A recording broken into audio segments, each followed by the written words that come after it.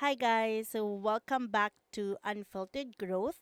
This is your host, Ron Oriente, and you're listening to episode 6.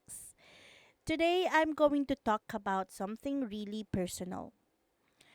It's about my midlife crisis at 28 and feeling completely lost, and how am I doing now? Think of this episode as chikahan session. Real talk, no filters, just me sharing my story with you. So, a quick intro, I'm Ron, 28 years old, working in the BPO industry while freelancing as a virtual assistant. To be honest, I wasn't even sure how to start this episode, but maybe that's the point because feeling lost doesn't always have a clear starting point either. And yeah, let's rewind a bit. I started working at 20 years old as a call center agent. It's my first job, first company, and I can say naman na I've performed well. I got regularized and I stayed for about a year and a half. But then life happened. Or rather, heartbreak happened. I had this first love. Wow, first love talaga. Well, though honestly, I don't even count him as an ex. Well, I won't tell the story, but yeah, I don't count him as my ex. And one day, I was just scrolling on Twitter and I saw him with someone new. And syempre, nistok ko na si girl, di ba? So, he gave her flowers and super ma-effort siya. Well, the whole thing, all the things he never did for me. And that hit me hard. 'Di ba? Relapse malala. And at the time, ang mindset kasi noon, or syempre bata pa ako noon, I was just 20 years old. So, my mindset at the time is pag nasaktan ka, talo ka, or pag umiyak ka, talo ka, ganyan. Parang ganun. I don't know, but right now, nakikringe talaga ako pag naiisip ko yon. And, of course, my 20-year-old self, my response to that is I drowned myself at work. So, I never really get to, feel my emotions. I never really like cry it out, shout it out, 'di ba? Hindi talaga, hindi ko dinamdam 'yon. Which is very wrong. Kasi 'di ba, I told you guys to feel your emotions. Kung broken ka, magpaka-broken ka. And ako hindi. Di ako nagpaka-broken. Because nga, yung dun nga sa mindset ko na pag nasaktan ka, parang talo ka, ganyan. Or ano. 'Di ba? Pero na-cringe yung ganun. It's bad. It's bad. I don't know why I have that mindset before. So, yeah, I drowned myself at work. 12-hour shifts, double shifts, overtime on my rest days, ganyan. Then I was a working student before, so after work, I'll go straight to school, 'di ba? Super busy. Yeah. I thought keeping myself busy would numb the pain. Well, spoiler alert, it didn't. Well, it did pansamantala. Mm-mm. But then, since hindi ko din talaga kasi talaga finil yung emotion cause in kinalimutan ko siya. That's why it bottled everything up inside me. All the pain, all the frustration, until one day it just overflowed. I burned out hard. There were days I just wanted to cry, sleep, or stare at nothing. And the hardest part, I had no money. Yun talaga yun, guys. Yung hirap na broken ka, ganyan. Tapos wala kang pera. Super duper hirap nung ganon. That's why, if you'll notice, ang lagi kong advice is to keep on going. sa work. Lalo na, di ba, we don't have rich parents, di ba? Career and money are priorities for me. And that's why, yun din yung binibigay ko sa inyong advice na just keep on going, continue ka lang dyan. Because when life hits you and you don't have a safety net, no savings, no family support, you don't get to pause. Bills don't stop just because you're tired or just because you're broken, 'di ba? So, back then, syempre broken ako and ano na sumabog na ako eh. So, I started being absent, I started being late at work. Mm. And syempre, absent, no work, no pay, ganyan. Mababa na lang yung sinasahod natin or kinikita natin at that time. So what I did, of course, is I took out loans. And the worst part is I used online lending apps and ended up in debt. So imagine the embarrassment of my contacts, friends, classmates, even my team leaders, supervisors. Kasi at the time, nag-text blast yung online lending apps. Nangyari yun sa akin. Yeah, nangyari yun sa akin. So, my contacts are getting those collection texts. Mhm. 'Di ba? Nakakahiya. And super nahiya na rin ako sa manager ko, sa supervisor ko, sa TL ko, ganyan. Kasi parang super pasaway na ako eh. So I resigned, thinking quitting would make it lighter. It didn't. It only made things harder. Kasi wala na akong pera. Tapos madami pa akong babayaran. 'Di ba? For the past 7 years actually, I felt completely lost. I jumped from one company to another, trying different roles, kanyan, kung ano-ano din yung mga pinusukan kong work, call center, freelance, VA, basta kung ano-ano, kahit saan na tingin ko kaya ko yung trabaho, applyin ko. Ganun. I kept on making mistakes, bad decisions left and right, asking myself, para saan ba talaga ako? Ano ba talaga yung gusto ko?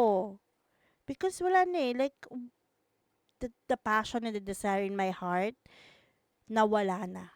Nawala na siya. Mhm. Dati, ang lagi kong iniisip, I work for my family. But, di na siya nag-work. Parang, my motivation is my family, pero nothing ever works na after nun. Kahit naisipin ko yung sarili ko, kahit yung para sa sarili ko na lang din eh. No, it doesn't work anymore. Di na ako na motivate. I felt defeated. I felt like nothing I did had meaning. I was so lost and I honestly never thought I'd recover from this. But even then, I never stopped working. After every resignation, my next job agad because bills don't wait. So that's why I'm telling you guys, no, you just keep on going. Because if you don't have a fallback, no safety net, no rich parents, what will happen is mag-apply ka pa din. Magtatrabaho ka pa din. 'Di ba? So pinahirapan mo lang yung sarili mo because nag-stop ka na ng income mo, 'di ba? So paano ka mabubuhay for the next cut off nang wala kang income, 'di ba? Pero kailangan mo pa rin pala magtrabaho. So mag-apply ka pa din. So parang pinahirapan mo lang yung sarili mo when you could have stayed in your job and then the money will still continue. Your salary will still continue. 'Di ba? Paycheck will still be received, but hindi. Kaya I advise na talagang whatever you're going through right now, you don't stop working.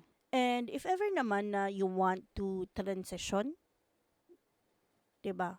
Make sure na you have enough money, or you transition or you do that nang stay ka pa rin sa work mo. So yeah, fast forward to 2025.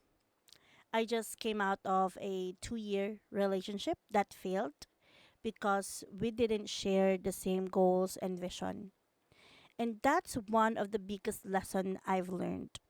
It's really hard to build a life with someone who's not on the same page, because relationship isn't about convenience. Relationship is commitment, and it's a decision that you need to make every single day, 'di ba? Well, I think yung ibang tao kasi parang pag nahihirapan na, 'di ba? We tend to just give up, ganyan. You don't get into a relationship because it's convenient for you. Free ka ngayon, 'di ba? It's actually a sacrifice. And to make a relationship work, there will be sacrifices that you really need to make every day, no? I think naman na everyone can sacrifice, but I guess it should be reciprocated, no? The love and the effort should be reciprocated. Kasi pag ikaw lang ng ikaw, mapapagod ka eh. So, you need a partner who genuinely cares, who gives without having to ask. Well, I think that's the kind of love I'm looking for right now. 'Di ba? Doing things without having to ask. Kasi bakit, 'di ba? Kasi what do you mean you love me but I always have to ask for things to be done for me? Pero pagdating sa'yo, kusa namang binibigay. Kusa ko namang nakikita yung kailangan mo. Pero bakit pag sa'kin na, hindi na kayang gawin? Pag sa'kin na, wala na, hindi na nakikita. 'Di ba?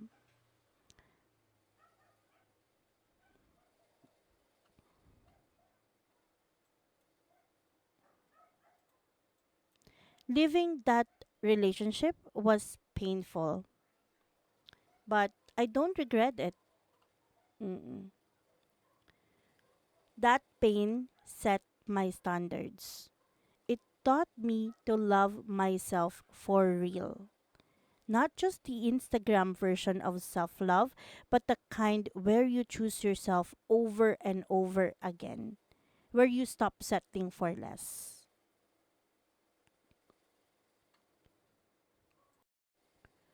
Before, I was scared of being alone, scared of growing old without a partner.